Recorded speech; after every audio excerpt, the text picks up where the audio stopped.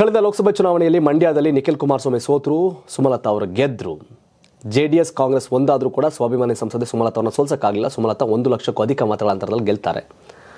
ಈಗ ಸುಮಲತಾ ಅಲ್ಲಿ ಸಂಸದೆ ಅವರು BJP ಟಿಕೆಟ್ ಪಡಿತೀನಿ ಅಂತ ಹೇಳ್ತಿದ್ದಾರೆ. ಬಟ್ JDS ಈ ಕ್ಷೇತ್ರ ನಮಗೆ ಅಂದ್ಕೊಂಡು ಸಭೆ ಮಾಡಿದೆ. ಸಭೆಯಲ್ಲಿ ಕುಮಾರಸ್ವಾಮಿ ನಿಖಿಲ್ ಎಲ್ಲ ಭಾಗಿಯಾಗಿರು. JDS ಸಭೆಯಲ್ಲಿ ಕುಮಾರಸ್ವಾಮಿ, ನಮ್ಮಕ್ಕ ಸುಮಲತಾ ಅವರು, ನಾವೆಲ್ಲ ಮೈತ್ರಿ ಆಗಿದ್ದೀವಿ, ಅಂಬರೀಷ್ ಅವ್ರ ಬಗ್ಗೆ ಗೌರವ ಇದೆ, ಸುಮಲತಾ ಅವ್ರ ಬಗ್ಗೆ ಗೌರವ ಇದೆ, ನಾವು ಅವ್ರನ್ನ ಕೇಳ್ತೀನಿ. ಯಾಕಂದರೆ ಅವರೆಲ್ಲ ಮೈತ್ರಿ ಪಕ್ಷ, BJP ಈಗ JDS, ಅವರು BJPಲಿದ್ದಾರೆ.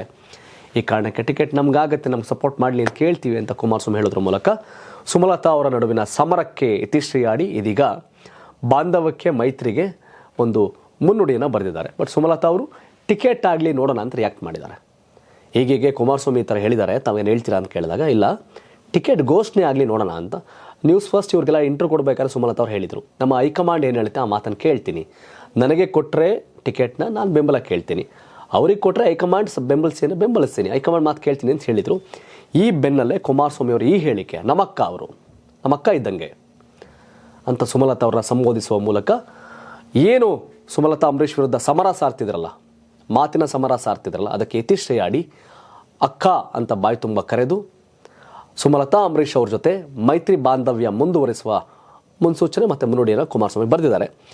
ಈಗ ಟಿಕೆಟ್ ಅನ್ನೋದ್ರ ಹಂಚಿಕೆ ಮೇಲೆ ತೀರ್ಮಾನ ಆಗುತ್ತೆ.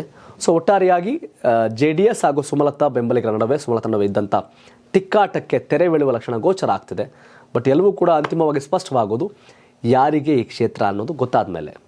ಬಟ್ ಬಹುತೇಕ ಮಂಡ್ಯ, ಹಾಸನ, ಕೋಲಾರ ಕ್ಷೇತ್ರ 3 JDSಗೆ ಅಂತ ಹೇಳಲಾಗ್ತಿದೆ. ಅದೆಲ್ಲದರ ನಡುವೆ ಕುಮಾರಸ್ವಾಮಿಯವರ ಈ ಒಂದು ಸಾಫ್ಟ್ ಕಾರ್ನರ್, ನಮ್ಮಕ್ಕ ಸುಮಲತಾ ಅವರು ಅನ್ನೋದ್ರ ಮೂಲಕ ವಿರೋಧಕ್ಕೆ, ಫೈಟಿಂಗ್ಗೆ ಬ್ರೇಕ್ ಹಾಕಿ ಫ್ರೆಂಡ್ಶಿಪ್ಗೆ ಹಾಯ್ ಹೇಳಿದ್ದಾರೆ. ನೋಡೋಣ ಇದೇನಾಗುತ್ತೆ ಅಂತ. ನಿಮ್ಮ ಪ್ರಕಾರ ವೀಕ್ಷಕರೇ, ಮಂಡ್ಯದಲ್ಲಿ ಕಾಂಗ್ರೆಸ್ನ ಸ್ಟಾರ್ ಚಂದ್ರು ಗೆಲ್ತಾರೆ ಅಥವಾ JDS BJP ಮೈತ್ರಿಕೂಟದ ಅಭ್ಯರ್ಥಿ ಗೆಲ್ತಾರೆ? ಯಾರು ಗೆಲ್ತಾರೆ?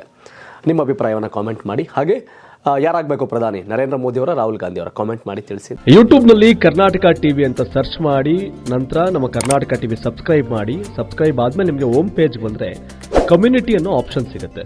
ಈ ಕಮ್ಯುನಿಟಿ ಆಪ್ಷನ್ ಕ್ಲಿಕ್ ಮಾಡಿದ್ರೆ ನಿಮ್ಮ ಕೆಳಗಡೆ 28 ಲೋಕಸಭಾ ಕ್ಷೇತ್ರಗಳ ಒಂದು ಪೋಲ್ ಕ್ರಿಯೇಟ್ ಮಾಡಲಾಗಿದೆ. ನೀವು ಹೋಗಿ 28 ಕ್ಷೇತ್ರಗಳಲ್ಲಿ ಯಾರು ಗೆಲ್ತಾರೆ, ಯಾರು ಗೆಲ್ಲಬೇಕು, ನಿಮ್ಮ ಸಪೋರ್ಟ್ ಯಾರಿಗೆ ಅಂತ ಅಲ್ಲಿ ನೀವು ಕ್ಲಿಕ್ ಮಾಡ್ಬೋದು, ಅಂದರೆ ವೋಟ್ ಮಾಡ್ಬೋದು. ಇಲ್ಲೇನು ವೋಟಿಂಗ್ ಆಗುತ್ತೆ ನಾವು ಪ್ರತಿದಿನ ನಾವು ನ್ಯೂಸಲ್ಲಿ ನಿಮಗೆ ಅಪ್ಡೇಟ್ ಮಾಡ್ತಿರ್ತೀವಿ. ಇದು ಮತದಾನದ ದಿನದವರೆಗೂ ಕೂಡ ಈ ಪೋಲಿಂಗ್ ಓಪನ್ ಇರುತ್ತೆ.